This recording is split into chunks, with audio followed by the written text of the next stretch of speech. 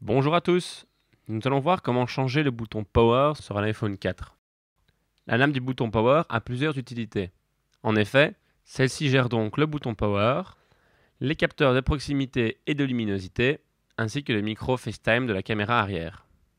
Chez MacManiac, nous disposons de deux types de nappes de bouton Power. Celle avec l'écouteur interne déjà collé dessus, ainsi que la petite barre du bouton Power, comme nous pouvons voir sur la vidéo, ou celle sans le petit support en plastique ni l'écouteur interne. De toute façon, ces deux pièces peuvent être récupérées sur votre ancienne nappe. Nous verrons ça lors de la réparation. Avant chaque opération, éteignez votre téléphone afin d'éviter tout problème lors du redémarrage.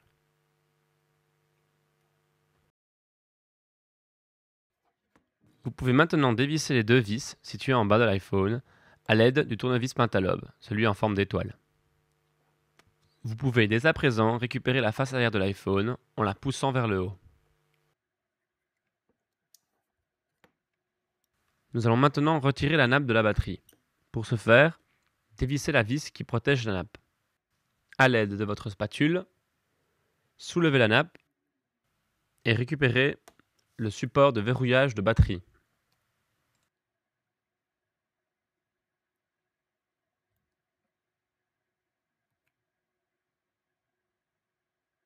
Mettez-le de côté, nous le remettrons à la fin de la réparation. À l'aide de votre spatule ou d'un outil métallique, soulevez gentiment la batterie, sans la plier, afin de la décoller.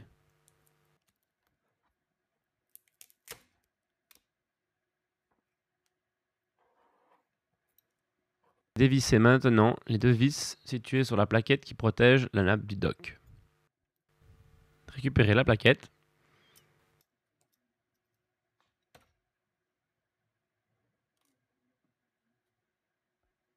et à l'aide de votre spatule en plastique, déconnectez la nappe du connecteur dock.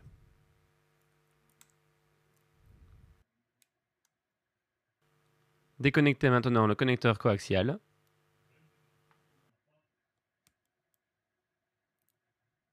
Dévissez les deux vis qui sont de part et d'autre du bloc haut-parleur.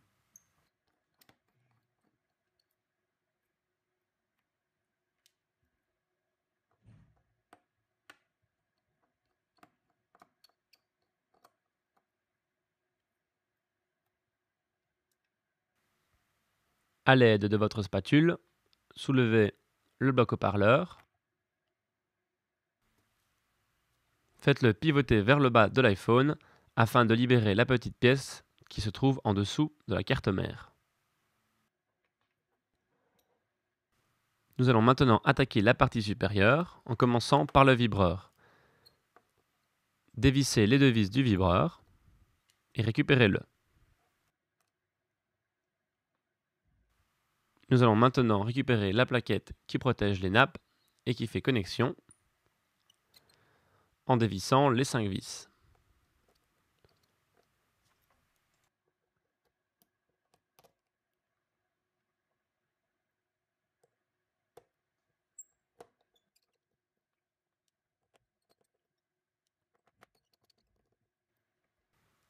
Pour récupérer la plaquette, il suffit simplement de venir décrocher le petit support qui vient sur le châssis de l'iPhone, le tirer vers soi, et maintenant on peut récupérer la plaquette. Si ce n'est pas déjà fait, récupérez le rack de la carte SIM.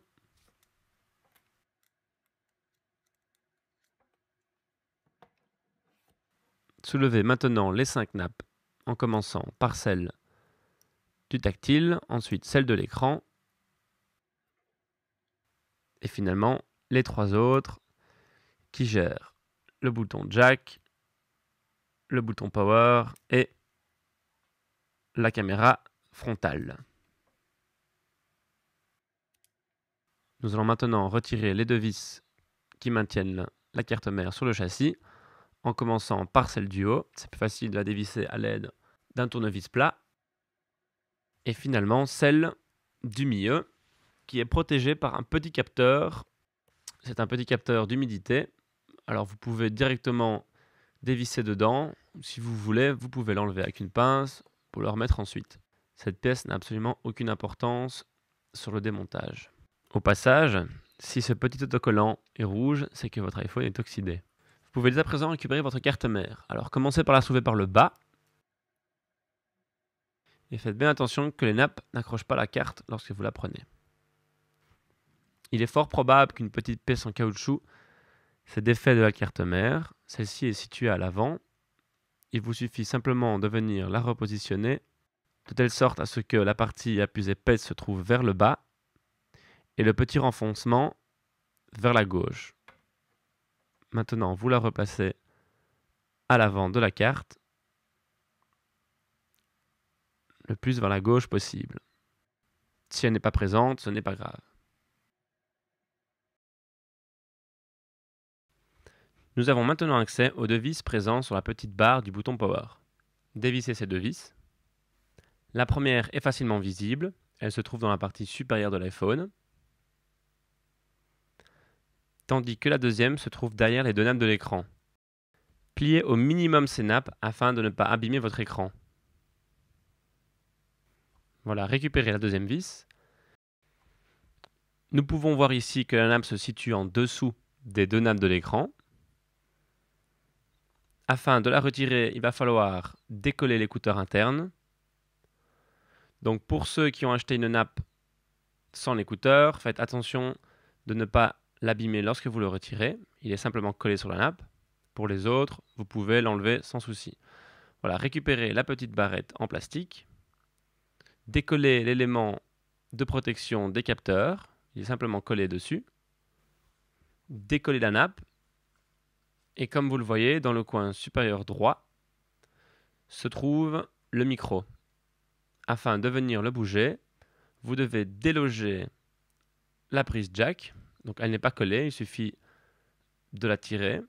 Et vous pouvez maintenant décoller le micro. Voilà, récupérez la nappe.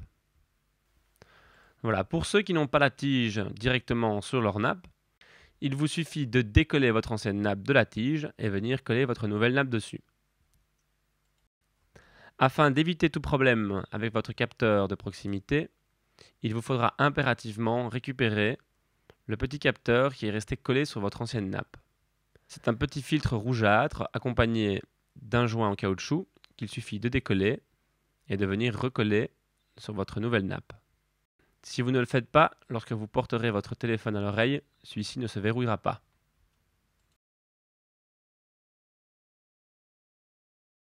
Maintenant, enlevez les autocollants de protection.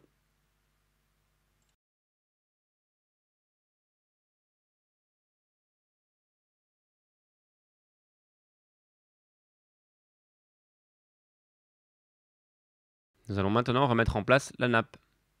Donc comme vous voyez, les deux capteurs viennent se positionner dans les deux petits trous sur le châssis. Donc passez votre nouvelle nappe en dessous des deux nappes de l'écran. Venez mettre les capteurs à leur place.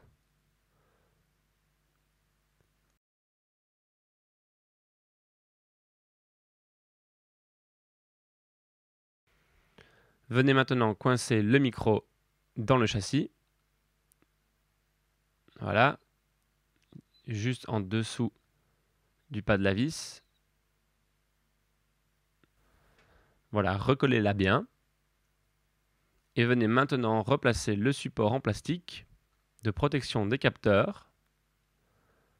Donc il se met sur les capteurs et comme vous voyez, dans le coin supérieur gauche de cette petite pièce, il y a un petit trou dans lequel va passer une autre petite pièce en plastique. Voilà. Maintenant, vous devez retourner la petite tige en plastique.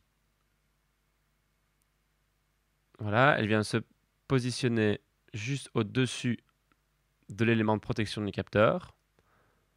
Voilà. Remettez en place la prise jack entre le micro et la caméra. Et maintenant, vous pouvez remettre en place les deux vis de la nappe Power.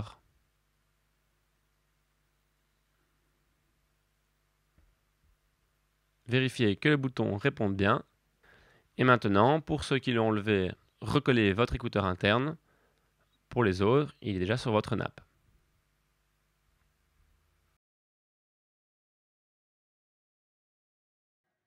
Remettez maintenant en place la carte mère. Faites attention que les nappes ne gênent pas. Et venez la positionner en levant un peu l'arrière, afin que l'avant de la carte mère vienne s'imbriquer un tout petit peu en dessous, et qu'à cet endroit précis sur la vidéo, voilà, ici, elle vienne passer derrière l'élément métallique. Vous êtes sûr maintenant qu'elle est en place. Afin de vérifier si celle-ci est bien positionnée, regardez si elle ne dépasse pas le long du châssis. Faites bien attention que la caméra soit bien en place aussi. Elle ne l'a pas dépassé. Et maintenant, vous pouvez remettre en place les deux vis afin de fixer la carte mère sur le châssis.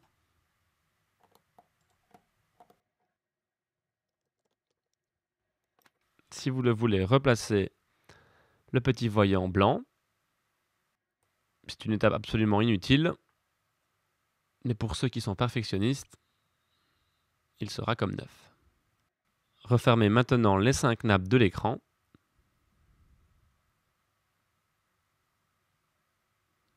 Faites en sorte qu'elles soient bien en place. Refermez maintenant vos nouvelles nappes. Si celles-ci ont tendance à se lever et à se plier difficilement, ce n'est pas un souci. Insistez un peu. Faites bien attention qu'elles soient bien en place et qu'elles ne bougent plus. Remettez la plaquette de protection. Faites en sorte que le petit ergot soit en place aussi. Et remettez les 5 vis.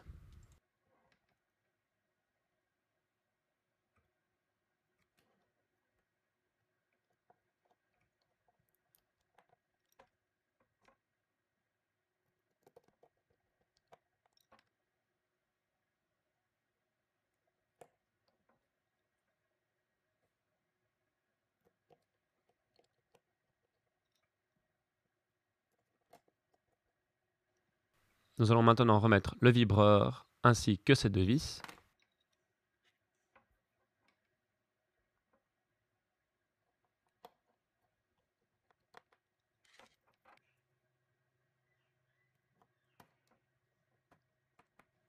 Remettons maintenant en place le bloc haut-parleur en le faisant pivoter pour que la petite partie en plastique vienne se positionner sous la carte mère. Faites en sorte que les petites connexions soient en dessous du châssis et remettez les deux vis.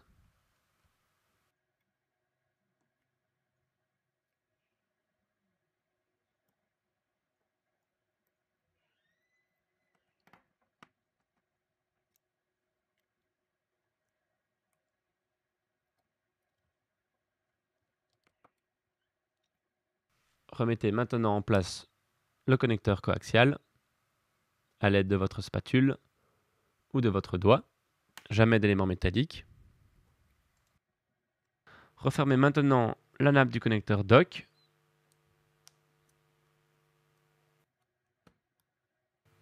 Remettez maintenant la plaquette métallique ainsi que les deux vis qui protègent la nappe du dock.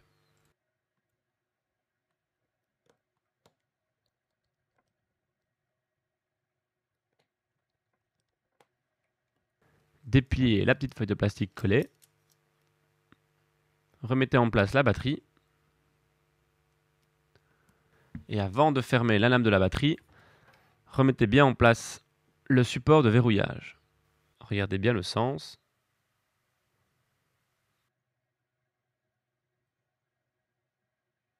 Et maintenant, refermez la lame de la batterie et remettez la vis.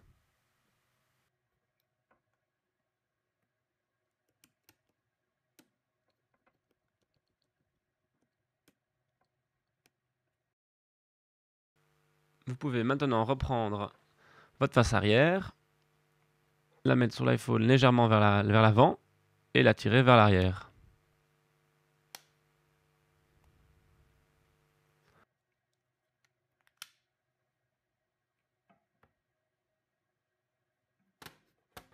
Vous pouvez maintenant remettre en place les deux vis pentalobe à l'aide de votre tournevis pentalobe.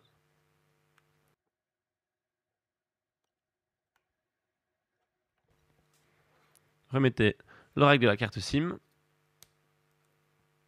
Et enfin, l'opération est terminée. Vous retrouverez tous nos produits sur www.macmaniac.com.